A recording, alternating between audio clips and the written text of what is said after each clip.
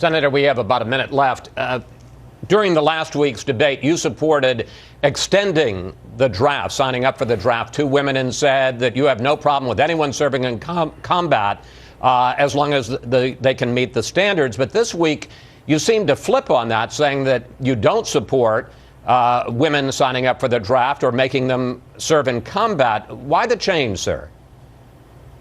It isn't a change. Selective service is not the draft. Selective service is basically a list of people's names. Second, just because someone's drafted, which I don't believe anyone ever will in the future, that's not the nature of modern warfare, but just because someone's drafted doesn't mean you're drafted into combat. My point is, and again, this was another thing Ted Cruz was putting out there that wasn't true, he was saying that I was in favor of forcing women into combat, drafting them and forcing them. I am the father of two girls that are much closer to combat age than anybody else out there in terms of that this is being debated about. My oldest daughter is 16 years old, okay? And I am not in favor of her being drafted and forced into combat.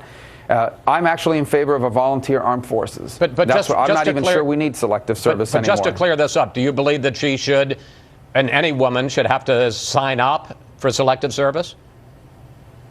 I'm open to selective service being opened up to women that want to be a part of it. What I've never said, and I don't support, is that we are going to draft women and force them into combat roles. That's absurd. No, I've never supported that.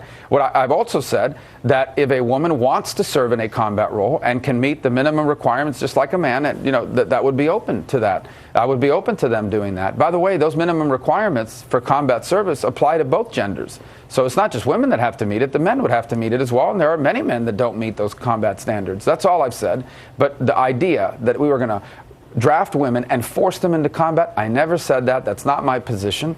And all I said is selective service is just a registry of names for a draft that's never going to happen. So I don't even know why we still have selective service. Senator Rubio, thank you. Thanks for making time for us. And of course, we'll follow how this week goes for you and all the other candidates in South Carolina. Thanks, sir.